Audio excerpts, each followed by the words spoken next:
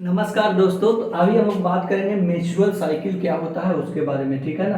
तो human female body में घटने वाला ये घटना है और ये 13 साल के उम्र से लड़कियों में चालू हो जाता है और 50 साल तक के उम्र तक के रहता है। इस पीरियड को मिनार्की पीरियड भी बोलते हैं। 50 साल के बाद मेंस्ट्रुअल साइकिल स्टॉप हो जाता है, उसको क्या बोलते हैं, मेनोपॉज। तो एक ओवरव्यू देख लेते हैं कि क्या होता है मेंस्ट्रुअल साइकिल।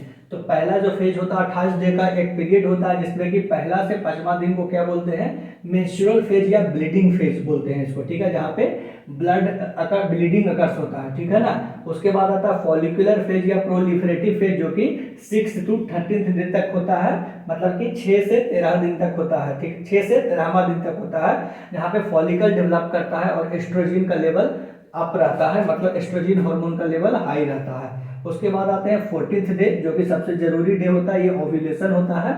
अगर क्या होगा कि अगर यहाँ पे क्या होता है, एग रिलीज होता है ओवेरी से, अगर स्पर्म आएगा तो फर्टिलाइजेशन कर जाता है, ठीक है ना।